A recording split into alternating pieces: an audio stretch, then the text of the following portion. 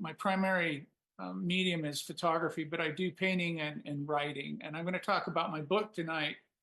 It's called In the Shadow of Sun Mountain, The Psychology of Othering and the Origins of Evil. And I'll explain it to you what that means. My interests are existential art, mortality, and human behavior. So what I've done for the last many years of my life is I've concentrated on trying to understand human behavior. And I've used photography as a tool to explore those questions that I have,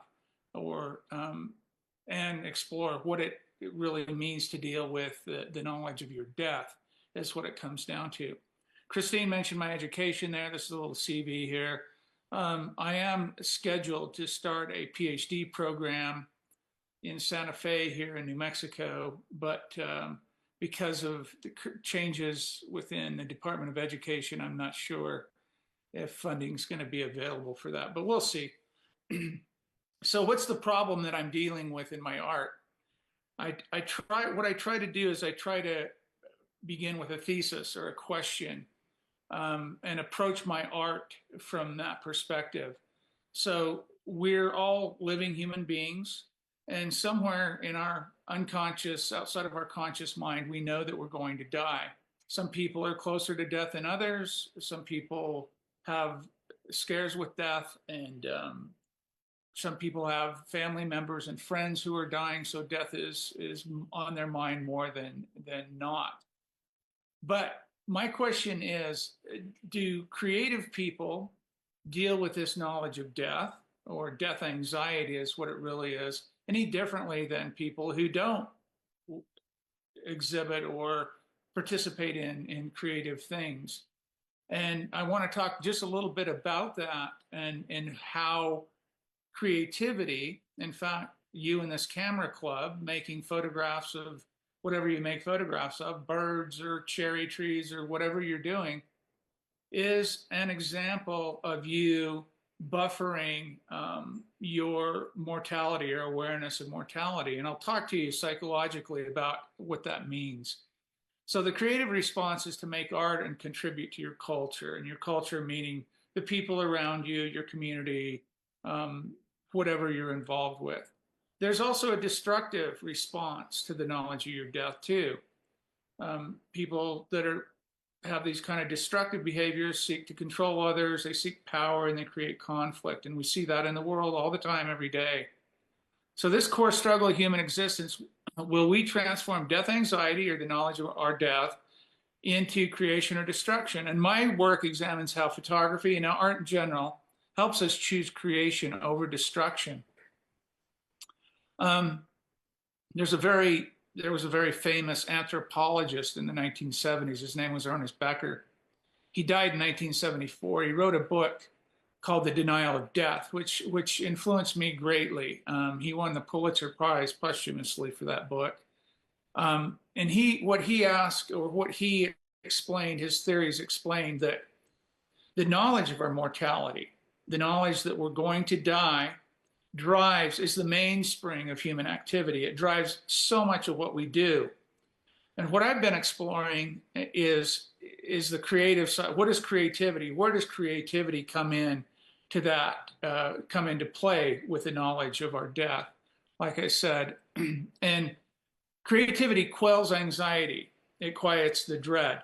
In other words, if anybody's ever experienced anxiety, and I know I have definitely, what I can do is I can engage in a creative process, and it just makes something. It doesn't matter if I'm painting or if I'm writing or if I'm making photographs.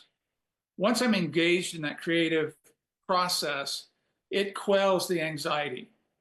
And Becker's theory is that this anxiety, wherever you think it might come from, where it's coming from is outside of your consciousness, is the knowledge that you're going to die someday. And we never know when, we never know how, but it's always lurking in the back of our minds. It's the biggest question in philosophy, right? Is what is death? What is consciousness and what is death? But when we make photographs or art, we're doing something powerful. We're trying to leave a mark that lasts beyond our lifetime. Becker called this immortality projects.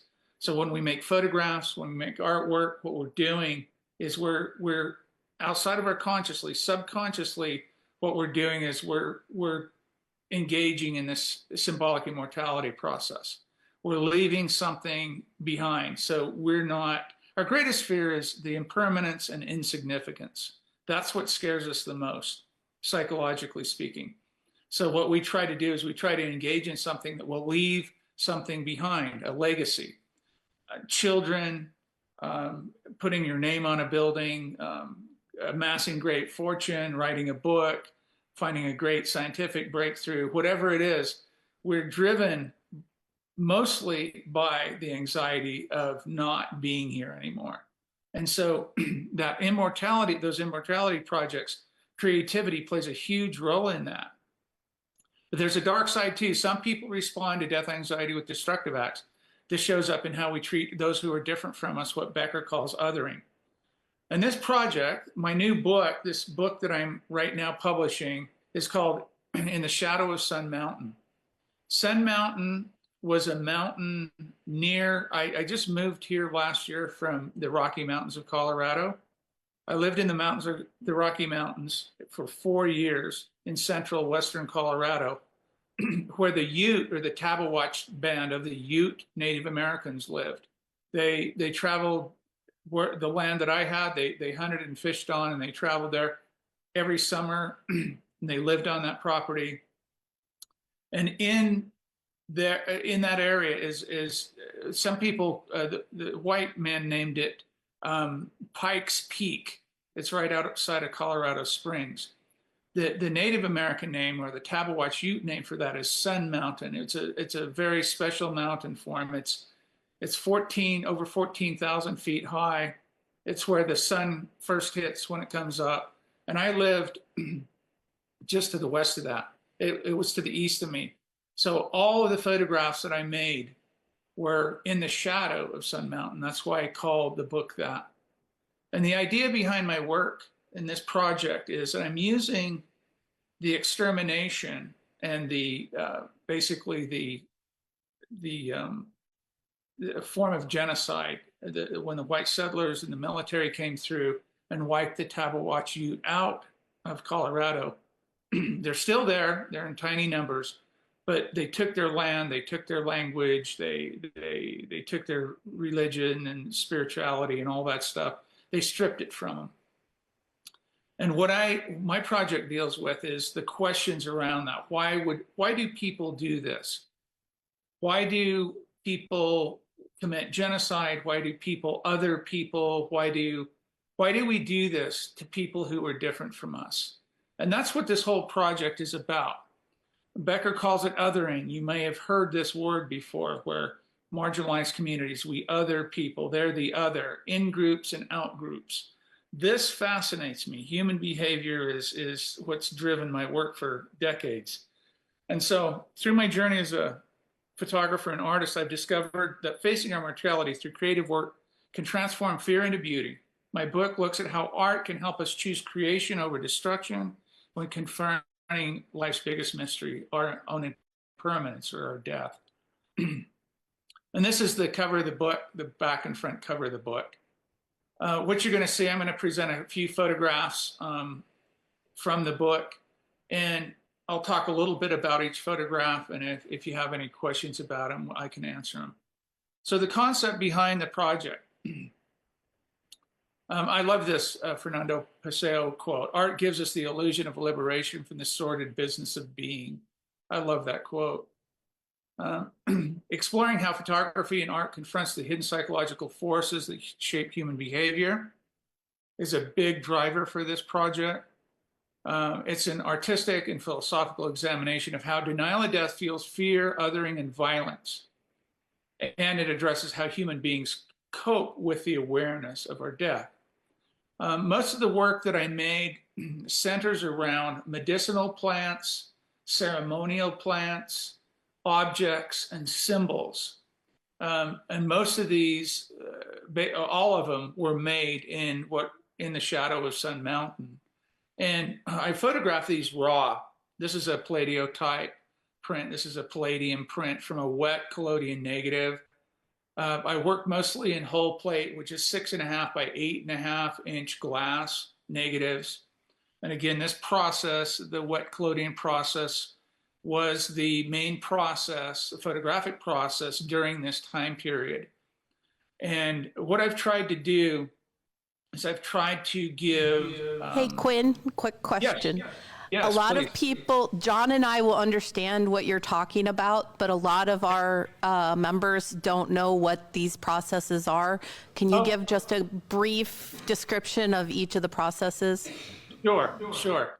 Okay, so this first process that this image you're looking at here comes from a wet collodion negative. Wet collodion images are it was invented around 1851 is when it was made public.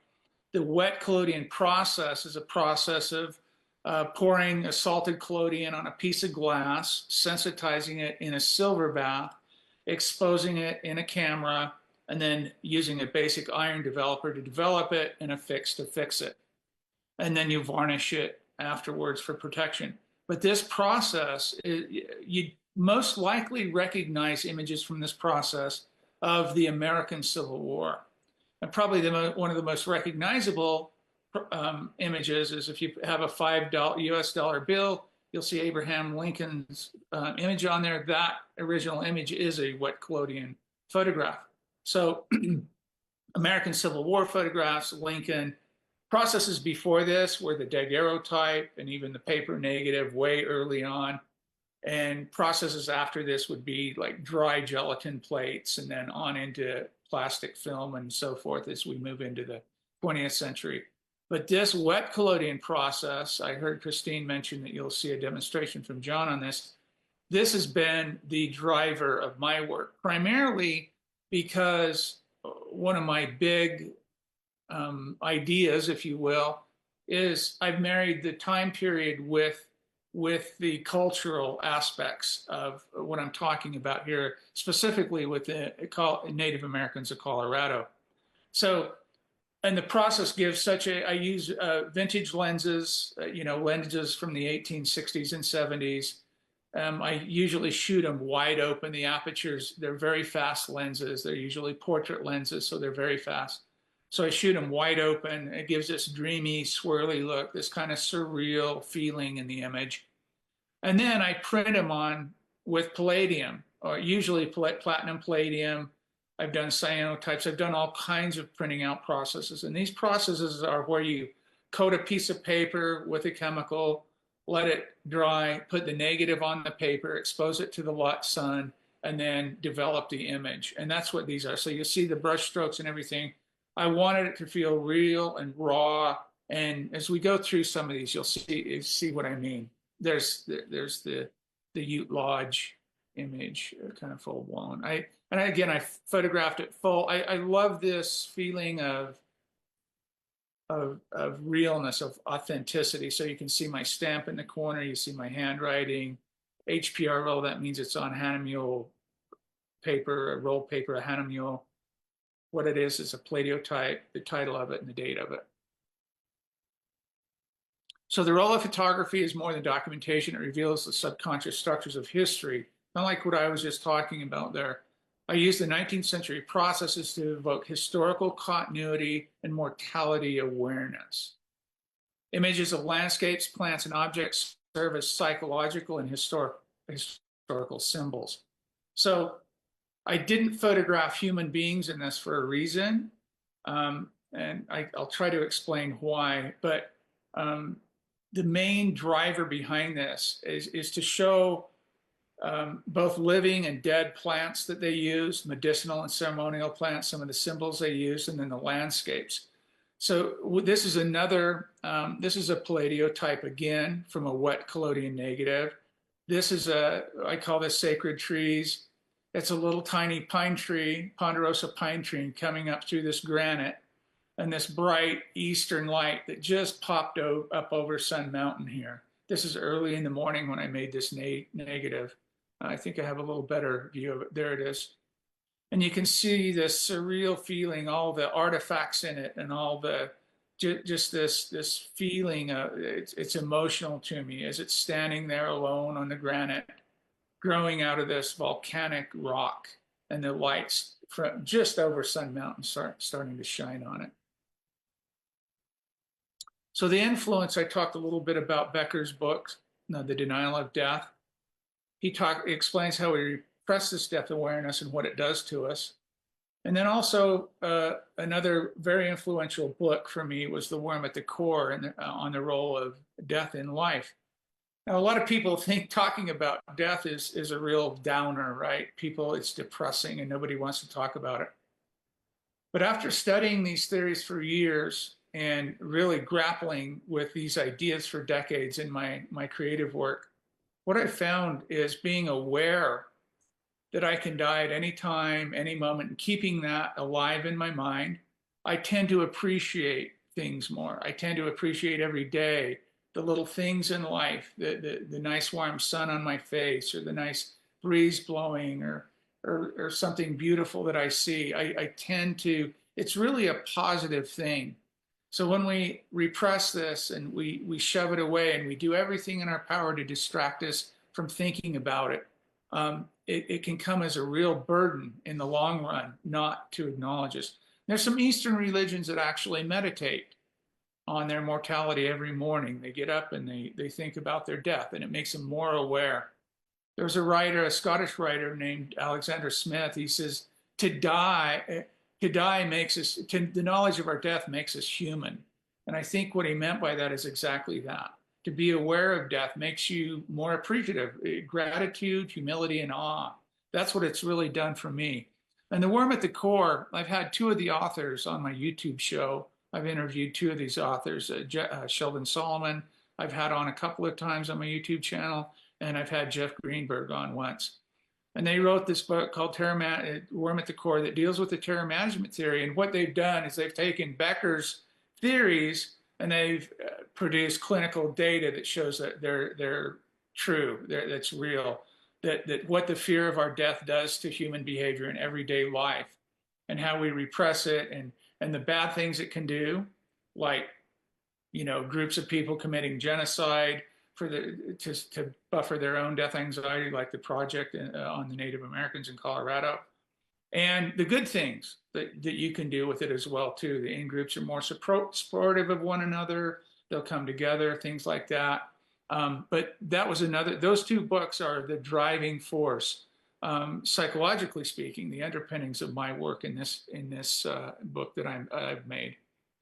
So the Tabawatch Ute and the land's memory. So this land, the land that I lived on, was once the sacred home of the Tabawatch Ute. People of Sun Mountain is what they're called. Their history was erased through colonization, driven in part by death denial and terror management. My work seeks to reconnect the land with its past and expose the underlying forces that led to their displacement. That's the best way I can put it. That's what this is about. So the images that I've made support these ideas, and also have a big technical element, like I talked about, the wet collodion process, some of these old printing out processes, the aesthetics, the look and feel of the work support those ideas. 3 Aspens. I just recently read on my YouTube channel, I read the writing that I have with this image in my book. The 3 Aspens standing like sentinels and scarred and weathered, like, their bark talking about like ancient writing on stone and standing like sentinels, and just the presence of these trees and stones and things that you really start to see in a different light as you meditate on what's going on, or what went on that land, and standing on that ground of where these things took place. How art confronts mortality. Art is a response to the existential problem of impermanence. So again, knowing that we're not going to be here forever and dealing with that and not allowing it to disrupt our lives in a very bad way or a malignant way. Otto Rank and Ernest Becker saw creativity as a way to achieve symbolic immortality. And that's what I'm doing. I'm fully aware of my goals of making work. While I find it buffers my anxiety and calms me down and puts me in this kind of state of flow when I'm making work, and gets me out of the world and gets me away from things. I also am very well aware that a lot of my photographs and a lot of my publications will be here long after I'm gone. And I'm aware of that. Even though I may not say it consciously, I am aware of it. And that symbolic immortality is very, very important to us. It reassures us that life has meaning, that we're significant, and that we don't have that dread, that constant anxiety. I mean, you never ever get rid of it. There's no way around this. We're going to die. We're not going to exist anymore. In a few generations, we'll be forgotten. Eventually, everything will go away. I mean, we're just not going to get out of it. But for the short term, and to be an asset, not a liability in this life, I think this is a good way to approach it, especially for creative people. My work embodies this struggle, merging historical narratives with contemporary and reflections on mortality. That image there, I'd walk the land constantly, and I'd find these shed antlers, and I've made many. You saw the cover of my book is an image of shed antlers, but I've written a lot about these images and how they metaphorically support these theories and ideas. I also have a lot of paintings. I do painting in mixed media. So I call this Four Toes on the right. I talk about that too. On my YouTube channel, I just did a little presentation on pieces of my book. And I talk about Four Toes as painting and what it means and why I painted it. And on the left is a mullein leaf, a plant, a medicinal plant with a bullet hole in it. And it's planted in a Ute pot. This artist's name is El Posey. He's a Tabawatch Ute Native American potter. And I got one of his pots and I used it in a lot of the plants that I photographed. And so this mullein plant, this leaf with a hole in it, this plant can be used. They smoke it, make tea out of it for your lungs. It's a medicinal plant. And those are some kinds of the ideas that I was playing with. And I describe all of these in detail in the books. Photography as an act of witness. The camera doesn't just capture, it reveals. Photography forces us to see what we repress. Landscapes as silent witnesses.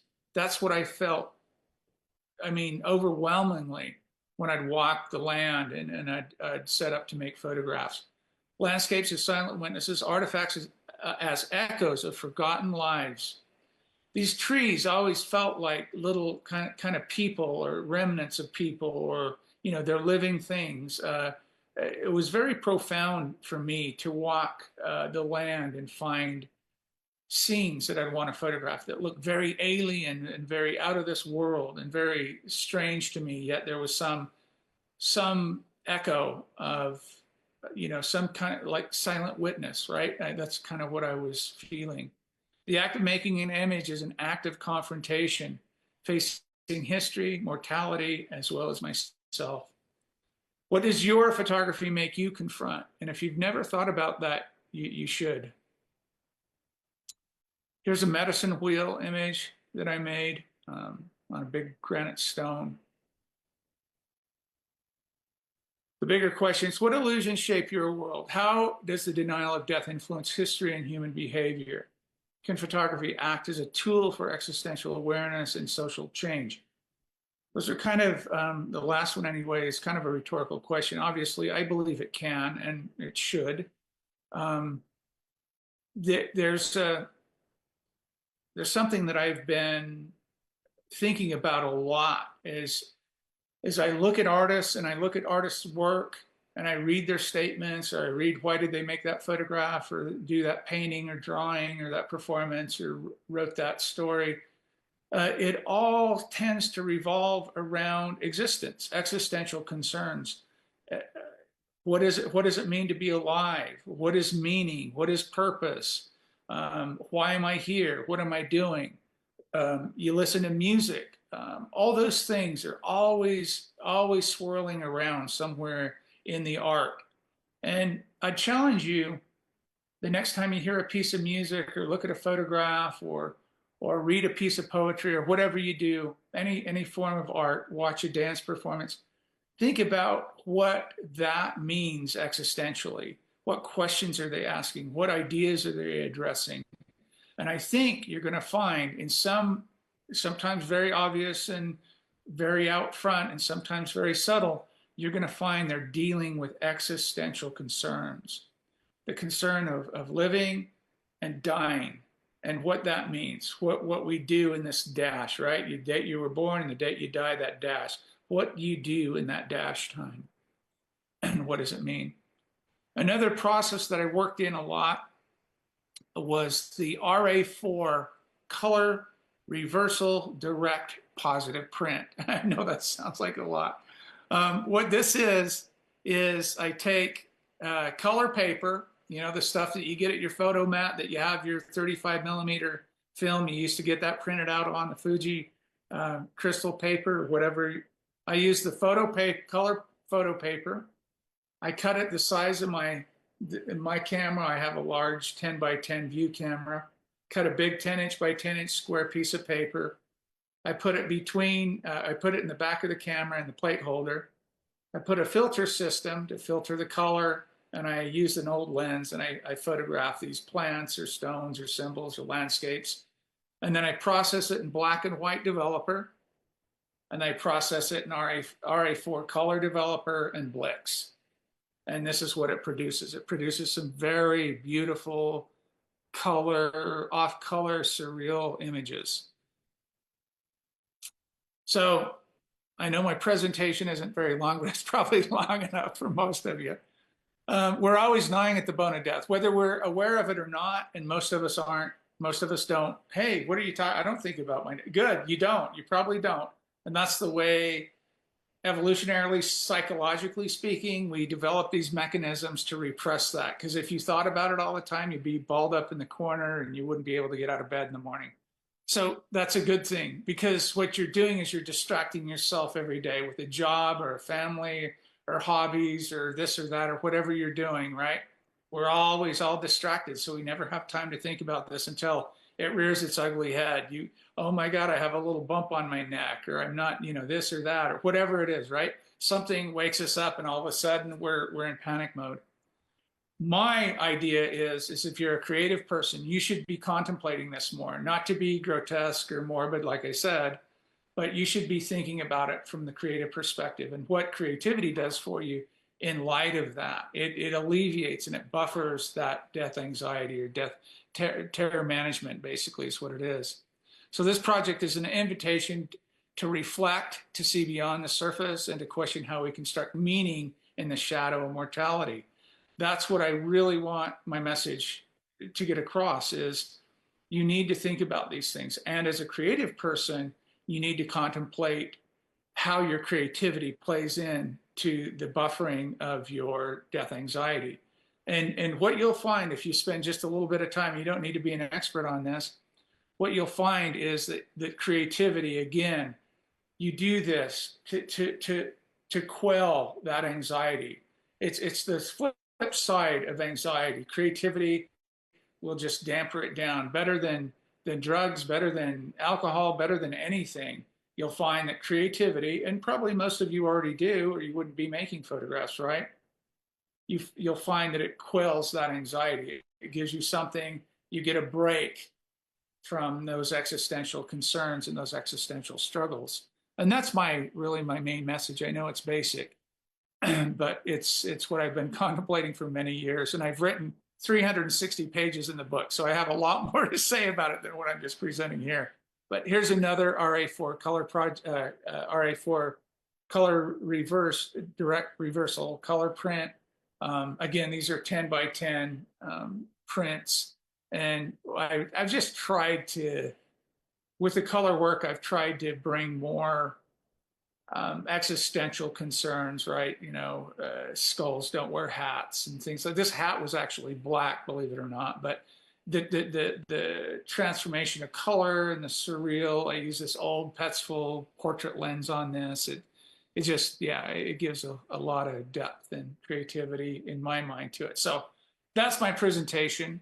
If you have anything you'd like to ask or anything you want to address, I'd be happy to try to answer the questions.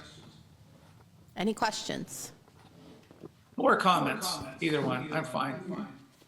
With the few outdoor scenery pictures that you displayed, they were all in black and white.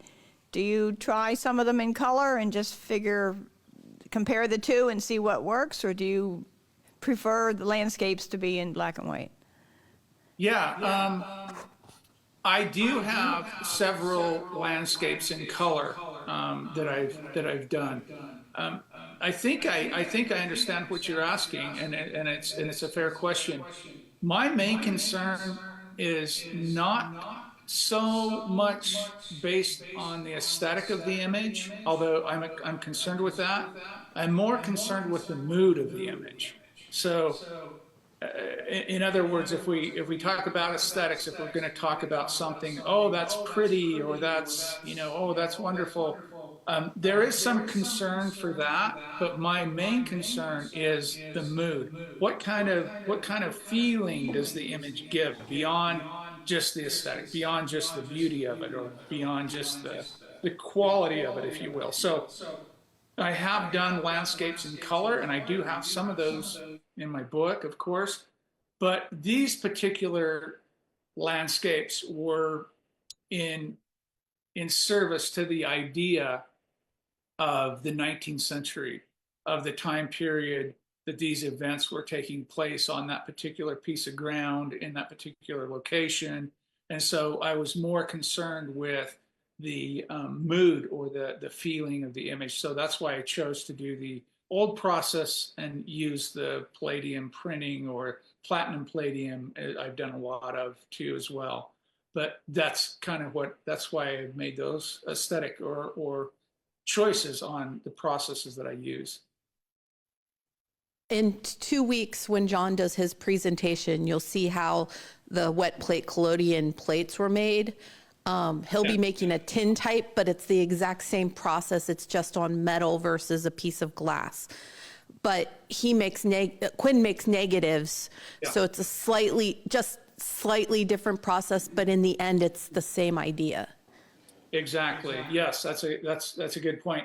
And the reason I make negatives is for diversity. So when I can take, you make a tin type or an ambrotype, like Christine just said, a tin type's on metal, an ambrotype would be on glass, but it's still a positive. I make a negative and it's on glass, but it gives me the density so I can print on different types of paper and different processes. So if I'm looking for a specific aesthetic or a specific feeling or a specific mood that I want to convey. So I look at each photograph as a paragraph of writing or a page of writing. I look at it in terms of what does it say, how is it saying what it's saying, and is it saying what I want it to say? Am I achieving through composition, through choice of optics, through choice of process, through like the question that was just asked, the choice of, color, black and white, particular, whatever it is. That's my main concern, is conveying the ideas that I'm working with, the theories that I'm working with, the questions that I'm working with. Every single image that I make is in service to answering something about or addressing something about the questions that I'm asking. That's my biggest concern. So I hate to say it, but I'm not really out to make pretty pictures. I'm not out to make postcards or commercial. That's probably the better term. I'm not interested in commercial work. This is about a deeply personal exploration of questions and concerns and interests that I have in addressing, as a visual artist, addressing those questions and concerns. So my photographs don't serve any commercial purpose. They serve existential and fine art questions or concerns. Yeah. This question might be a little bit trivial at first, but So you're trying to promote a certain type of feeling whenever the viewer looks at the image, and with print, that's a whole other type of process because the type of the paper you're using oftentimes determines whether you're really able to get that effect across to the viewer. So how do you translate that into a book, a 300-page book, where you have to make economic decisions about the paper that is going to have the right vehicle to carry your message across without being costing $6,000 per book, if you know what I'm saying? I do. No, it's not trivial. That's a good question, actually. I'm in the midst of that right now. Very good question. So most artists are concerned, especially visual artists, photographic artists or painters or whatever you do. Most of them are concerned with the exact comments that you just made or questions you just asked, is how do you spend so much time in selecting a paper to print on, a process, a toning process, a textural quality, a feel of, holding an image in your hand as an original image versus looking at one in a book. How do you translate that over? And it's a very good question. And I'm dealing with that right now. And I've had 3 books printed so far of this particular publication. And I've tested different papers in different printing places. And right now, talk about trivial, but right now I'm on a 100-pound paper in an American company that has a beautiful spot-on color replication printing process. And on the 100-pound paper, I'm getting copies of the original so close that I'll never get the texture, the feel of that in there, but the mood is conveyed as close as I can get, and it'll never be perfect. You'd have to stand in front of my photographs to look at them to see the originals, obviously. So the closest I can get is what I'm doing now, and that's what I've done. And you're right, the cost is astronomical. I could have what I'm doing right now, I could have gone to China and farmed it out to China and probably had it done for 1/3 of the cost that I'm paying to do them now. But this American company is great to work with. I'd prefer to keep it here in this country, print it in this country, and have the quality that I want in the book. And that's a big concern for me, though. But that's as close as I can get. Will it be perfect? No. But I think the supporting writing, the supporting text, and the ideas with the work, and as long as my paintings are color correct, my photographs are color correct, because I do have cyanotypes, I have photogenic drawings, I have various pot print processes in there, various tone processes, iron-based processes. So all of these have subtle different tonalities, reds and browns, and things that I'm really concerned with that are important to have to convey these ideas. That's the closest I can do is what I'm doing now, and I'm actually quite happy with it, to be honest with you. Good question. So thank you very much. It was really interesting. And my question is, what came first, if anything? In other words, did your photographic techniques and approach make you realize that I could use this to explore the mood and the subject matter that you shared with us?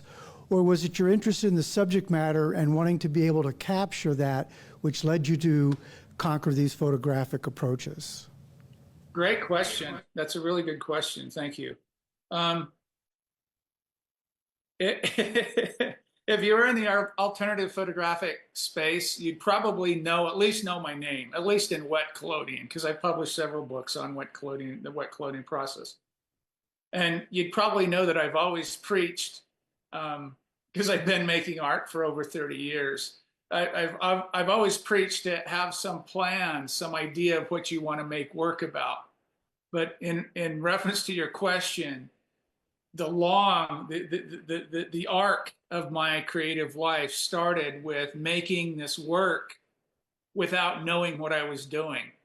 So I used these processes because they were moving to me. They did something inside of me. It wasn't just a straight photograph, and it wasn't what I'd seen in undergraduate school and graduate school and all these things that I'd experienced. I was a combat photographer in the military.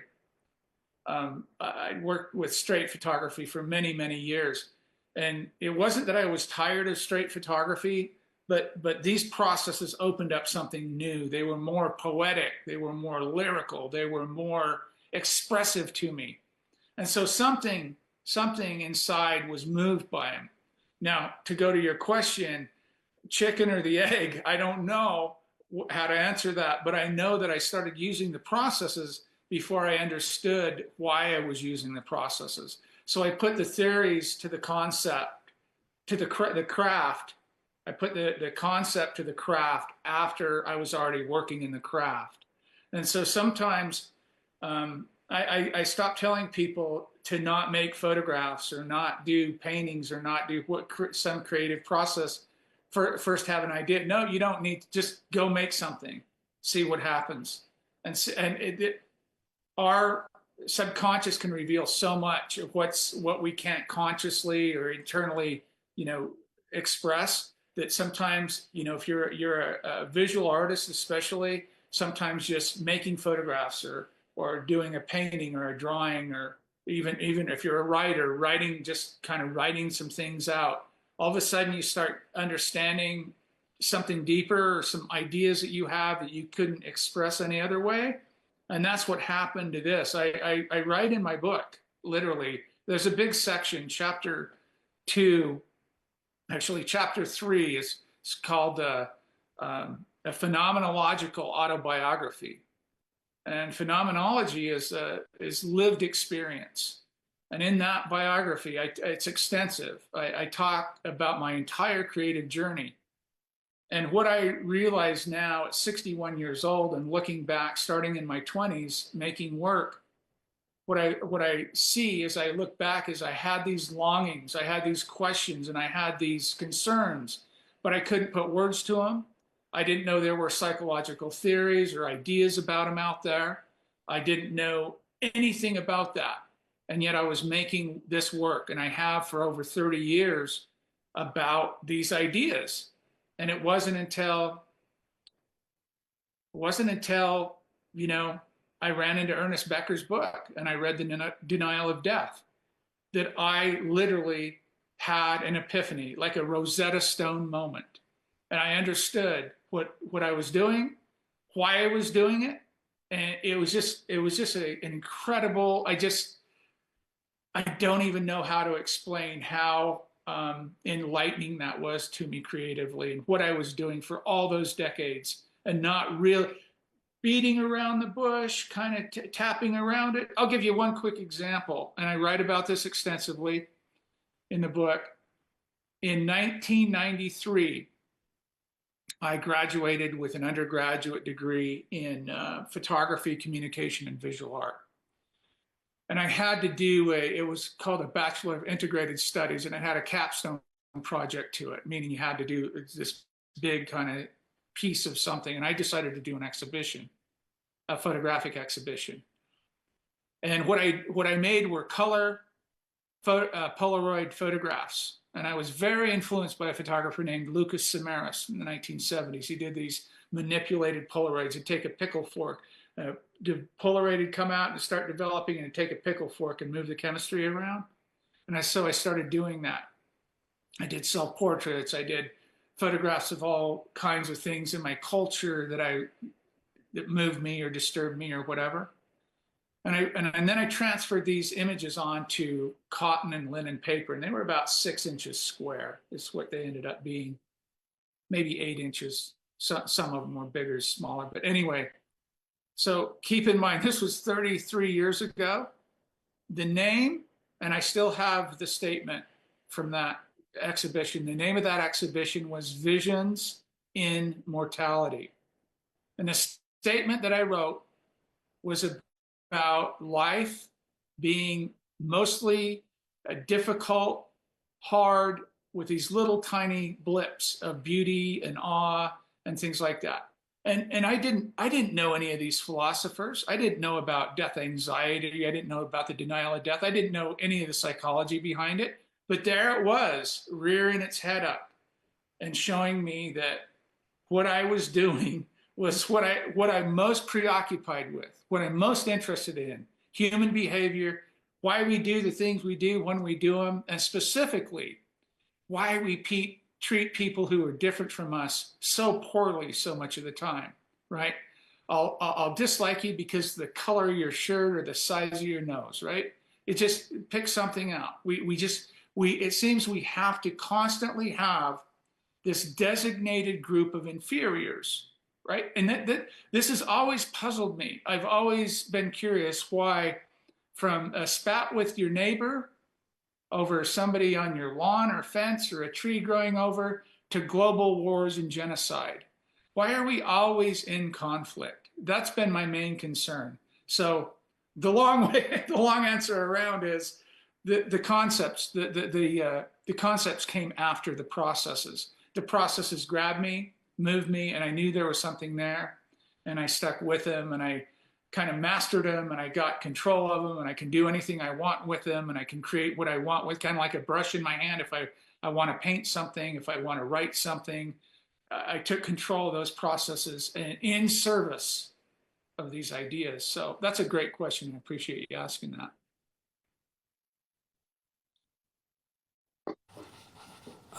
You've settled on using Native American objects and places in order to help. Now, I'm curious about your journey to that, because there are other people that are doing the same journey that you are, but they are using more ordinary day-to-day places and experiences and human experience rather than that. I'm just curious. I mean, I know the answer in my own head, just looking at these things, because the way I react to it. I'm just curious what drove you in that direction. Yeah, thank you. That's a good question as well. Why did I select Native Americans? This is a very, very touchy topic for me, because I was born in the West. I live in the West. I've lived in the East as well too, but this is my home. Native Americans are trivialized a lot here. So if you go to Santa Fe or Taos here in this state that I live in, you're going to see the Indian pictures. You're going to see the headdresses. You're going to see, you know, they're somewhat exploited. So it's a very, very touchy topic. How I arrived at this point is that I lived in Germany for 5 years, and I taught photography all over Europe. And I lived in Germany, and I did a large project. I had an exhibition in Paris called Glass Memories. Part of that project was a grouping of work that's called, if you speak German, as somebody in Maryland there, I'm sure, Vergangenheitsbewältigung. Coming to terms with the past is what that big compound German word means. And that's what I called it. And at first I thought I was making photographs in service of, you know, having Germans come to terms with their past. In the end, it was me coming to terms with my past. So in graduate school, I had my DNA tested, and family lore kind of played out. And my father's line is Jewish. I have a haplogroup, a male haplogroup that's Jewish. And I have, on my mother's side, I have 5% Native American in me. So I have this kind of weird combination of genocidal heritage. And so that really got me thinking about genetic memory and how am I being influenced by that without even knowing it? You know, who knows? I don't know. But how I came to settle on working in the Native American space is I purchased 12 acres of land in central Colorado, right in Ute country. I lived on top of a mesa on a mountain. The Ute, the Tabawatch, there was 11 bands of Ute in that area, and one of the bands, Tabawatch, came through that area in the summertime and hunted and fished in that area where I lived. And as I stood on that land, and I was well aware of where I was standing and what I was dealing with and what I was interfacing with, that I was just moved powerfully by addressing, like, why did this happen, right? Same with the Holocaust, same with what happened in Europe, the Shoah, same with all of this stuff. Why does this happen? So I use the cattle watch Ute metaphor, although very true, very real, all the plants, all the medicinal plants, all the symbolism, everything, all very real. But that's just one idea that played out in factual history. But this plays out every single day, right? With the spat with your neighbor to global wars. These ideas are real. And I know Becker talked about this in his book. He said, man, if political leaders would just read this and understand this, we could have a very different world. We could have a very, very different world. It's changed my life. It's changed how, when people respond to me in a negative way. I was at a post office not long ago, and the lady was getting irate with me. My wife put something on a package that she cut out, like first class or something. She was starting to threaten me about, that's a felony. You can't do that. The post office, you could go to jail for that. And I realized at that moment she was acting out through her terror management system, through the psychological, what Becker laid out clearly in his book, how we react, why we want to take authority and we want to put somebody down and put them in their place. That kind of thing happens to us all the time. Now I'm very aware when people come, I don't have those kinds of interactions very often, but when they do happen, I don't lose my cool. I don't fight back. I know exactly what's happening psychologically. And I choose to act differently because I'm aware of this knowledge. I'm aware of human behavior. And through art, I use it, my creativity, I use it specifically to buffer my own existential dread and my own existential struggles. But I've also used these theories to improve my life, to understand other human beings better, to understand difference better, to understand that I don't need to be threatened by somebody being upset with me or trying to put me in my place when they're not happy with me. I understand all that psychologically. So I see it as something that's very positive, and it's changed my life in a very positive way. Just the understanding of this, and through art and creativity, and I hope this book, one of the things I'm doing, when people buy one of these books, they buy one, I'll sign it, I'll personalize it for them, and then I'm going to take another book and I'm going to send it to an institution of their choice. If they want it to go to a library, their alma mater college, or a university library, a college library, I want to get as many books in these libraries and universities and places where people can read about these theories, especially creative people,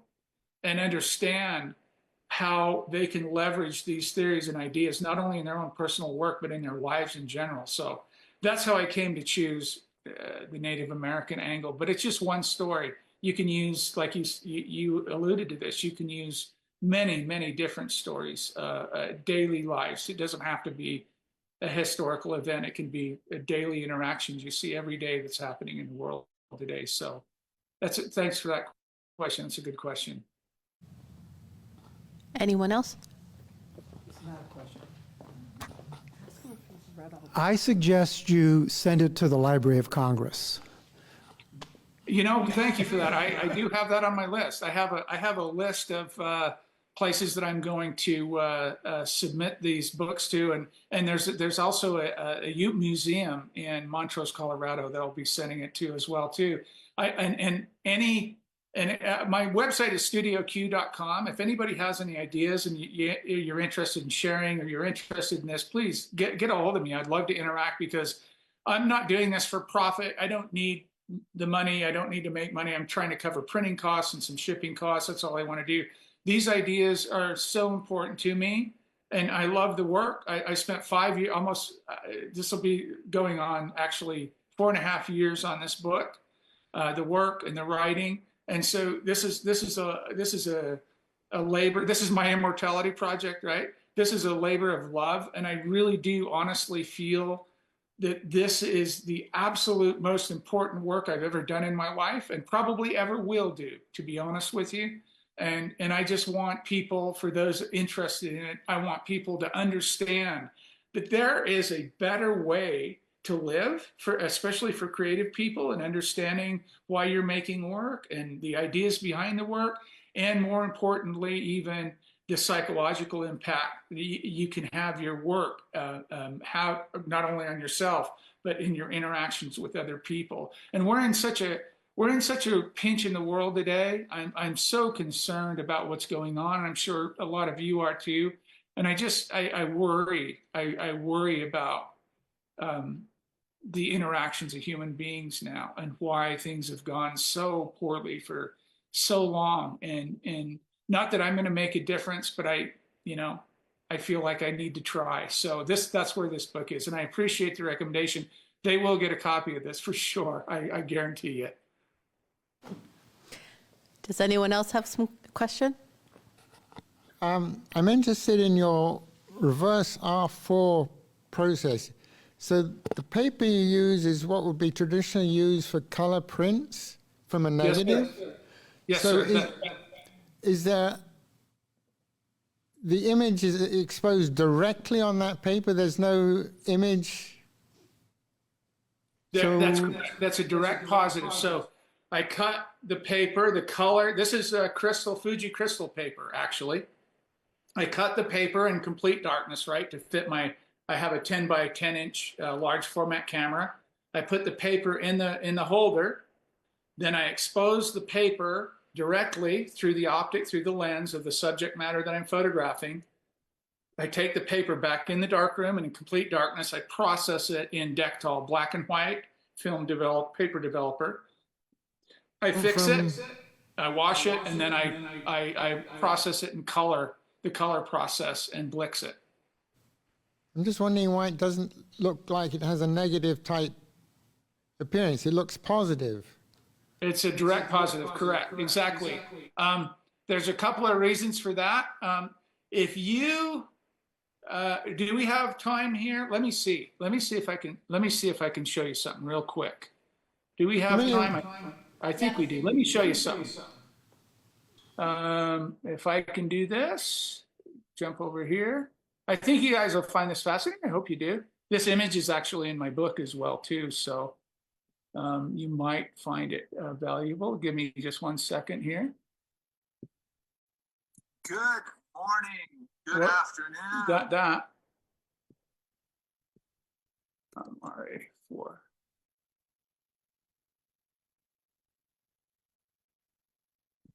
And if I go to this paper is RA4 color. So the series. there it is. Okay.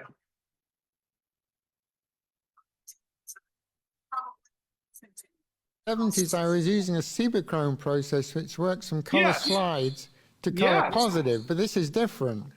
I did a lot of Cibachrome back in the day. Yeah. Let me mute the, well, I won't mute it, but okay. So I'm going to share my screen again, and I'm going to show you.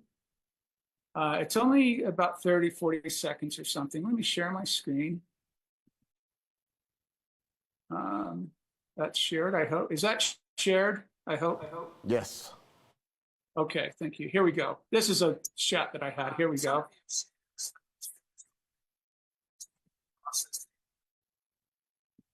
One of the still life that I get here. This is the color process after it's been developed in black and white. So there it is in black and white.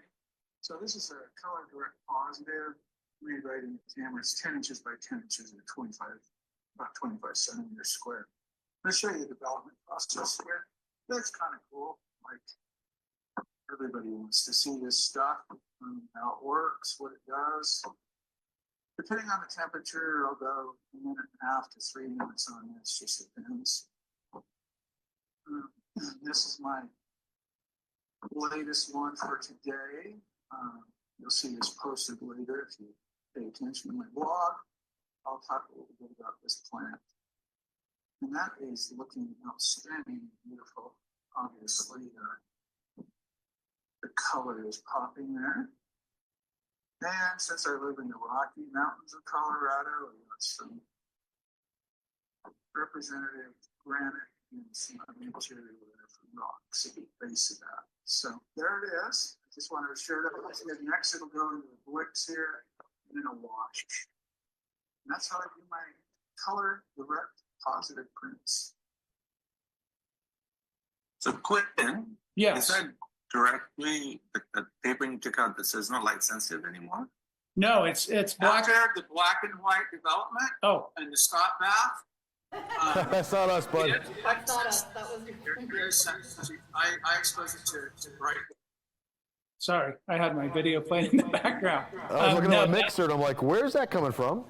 Yeah, that's already been developed in Dectal, black and white paper developer, and fixed and washed. So it's not light. It's a little bit light sensitive, but it's ready to go in. Into the what? Here's the image in the book, the one that I just. It's probably terrible, isn't it? Yeah, it is. You can't see it really very well. God, where is it? Oh, darn it. Yeah, you can't see it very well. But there, that image, can you see it back here? No. There's the image in the book that I just developed. Believe me, it looks good. But that's the proof copy of my book right there. So, but the RA Color 4 process was very important to me with this project because the beauty, the color meant so much to me on the mountain up there, and what it represented. And I talk a lot about that, of course. And the wet collodion, the dry collodion, the photogenic drawing processes, the cyanotypes, everything that I was using obviously isn't going to render color. And some of those processes render red and yellow black.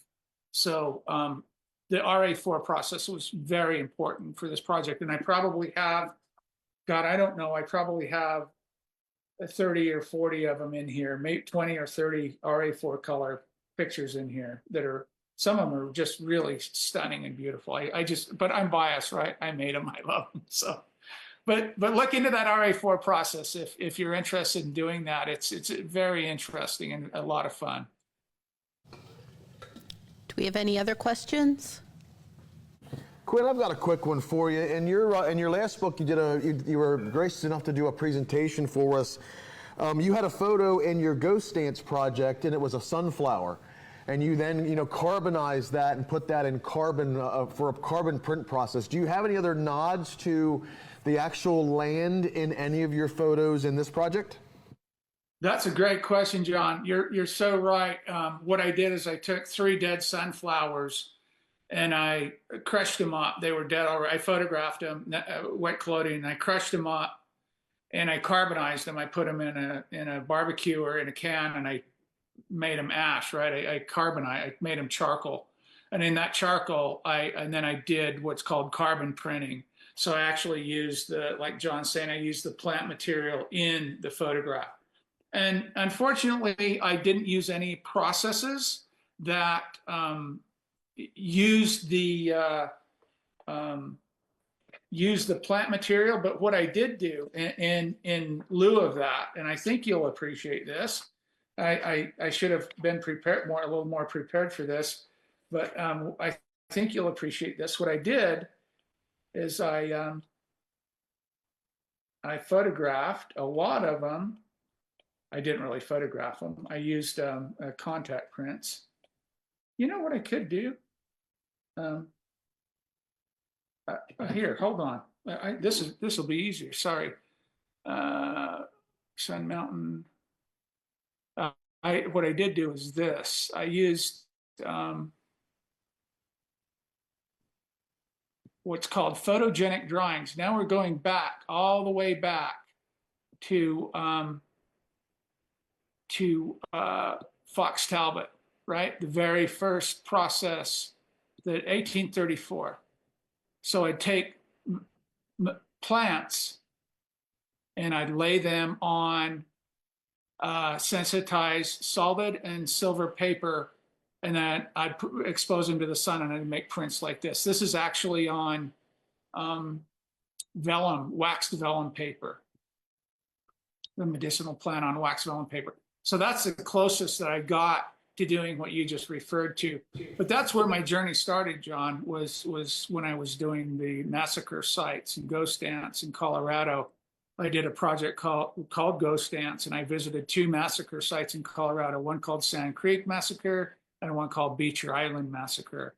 And I used those sunflowers from that site. And I have a couple of ghost dance photographs in here too, when I'm talking about all my projects too, that I use. But that's the closest that I came to that. But yeah, that's a great question. I did think about it, but I just wasn't using any processes and I didn't want to go into carbon printing because I was so involved. I used wet collodion, dry collodion, photogenic drawings, palladioptypes, platinum palladium, cyanotypes, tone this, tone that, all of these different. And I was trying to limit it to things that served the interest of the final image. So, like, that's the closest I came. That makes sense. That's a gorgeous image. Oh, thank you. Yeah, it's in the book. For any of those who took my cyanotype class last year or who have made contact prints, it's pretty much the same idea. You lay the plant on top and flatten it down and then expose it. So that's pretty much what he was discussing here. Just as I know some of you have done that. That way gives you a better idea.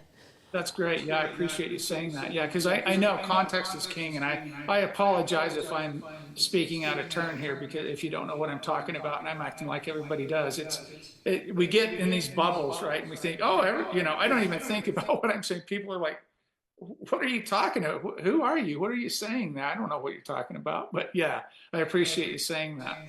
And the text that I wrote with that particular plant and the photogenic drawing, that early 1830, that process came out of 1834. It was literally the first quote photographic process, even before the daguerreotype, really before the daguerreotype. But the text that I wrote about that is very compelling and moving to me. I talk about the shadow of itself and the shadow of our lives and how we transfer things. And it's just really moving. I've tried to, every photograph and every painting and every photogenic drawing or whatever I've done in the book, I've tried to include text that directly connects and ties ideas together, and much more than just it's a beautiful photographic book, but it's much more than that. My mind has gone into a place that goes beyond just pretty pictures, or interesting pictures. I love theory and concept, and I'm so deeply engaged with it that I don't want to miss, I don't want to miss, cut down the trees to see the forest, as they say. Last quick question. The number on your T-shirt is backwards. What is it? Isn't that great? What's significant about 1851?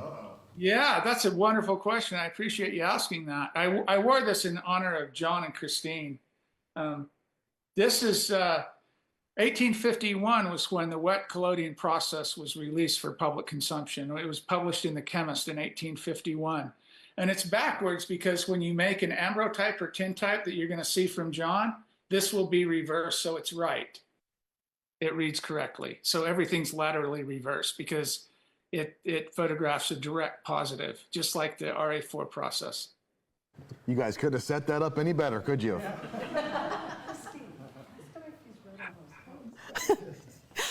One of our members, Kathy, wants to know if you've read all the books sitting behind you. I have, actually, and even more than this. Actually, I love to read. I read a lot. I study a lot. My passion is I feel like the more I learn, the less I know. I realize how little I know. The more I read and the more I learn, but it feeds me. It gives me fodder. It gives me ideas, and I do love to read. I read the entire Worm of the Core on my YouTube channel, 11 chapters of it. That's one of the books that I don't think I could read The Denial of Death on my YouTube channel. I don't think I'd hold an audience for that one, but yes, I have. And some of them are my books too. Not nearly all of them. Most of them are photo books and essays and and writings about photography and art concepts and biographies and things like that. But yeah, most of them are a lot of psychology books too. But yeah, I have. Is there any other questions for Quinn before we let him go?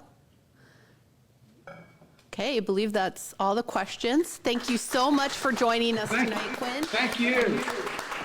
I appreciate it. Wonderful questions, and thank you for your attention. And I